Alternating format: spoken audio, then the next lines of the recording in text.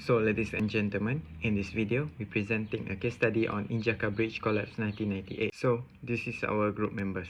Through the introduction, engineering is deeply connected to public safety, especially in infrastructure projects like bridge, buildings and transportation systems. When engineering fails, the consequence can be devastating, not just in terms of money, but also in human life.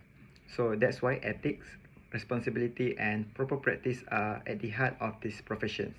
So in this case study, we will examine the Injaka Bridge collapse in South Africa as a real-world example of how technical and ethical failure can lead to disaster and what lesson we can learn from it.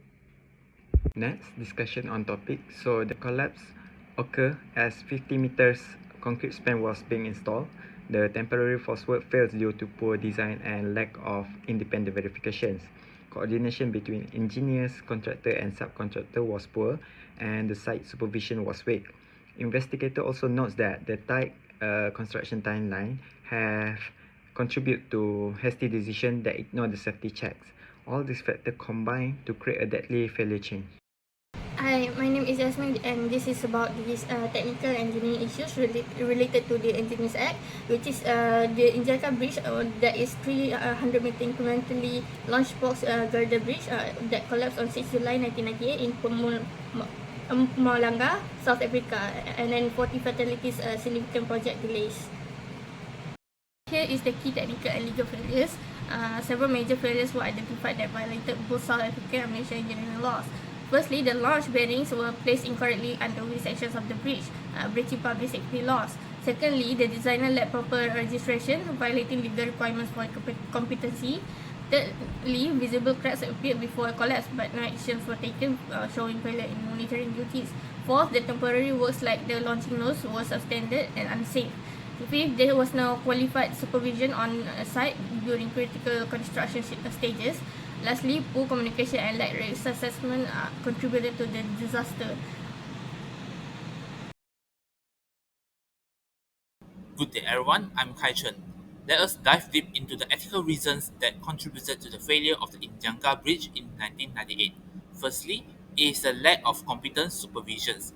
Unqualified personnel failed to verify the correct placement of the bridge bearings, violating the code which requires engineers to act only within their area of competence and only to perform professional service if he or she is a professional engineer. Secondly, there was a failure to ensure structural integrity.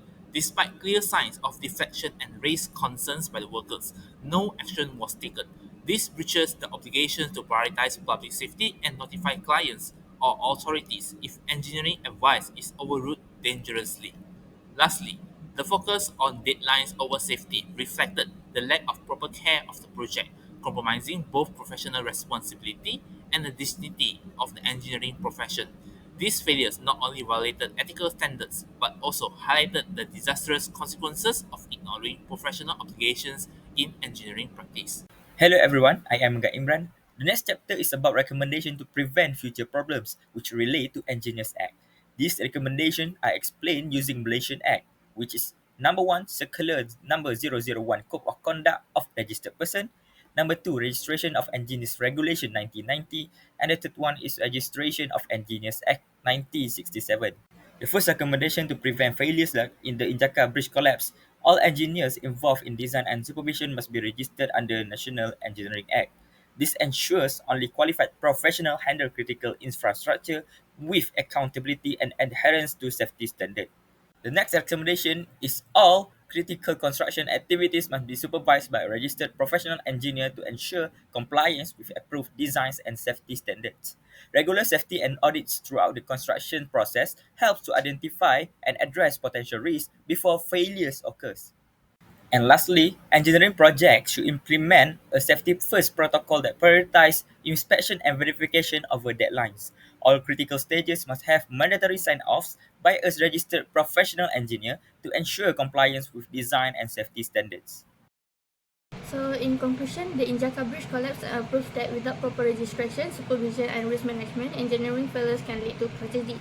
We must uphold legal and ethical standards at every stage to protect lives and public safety.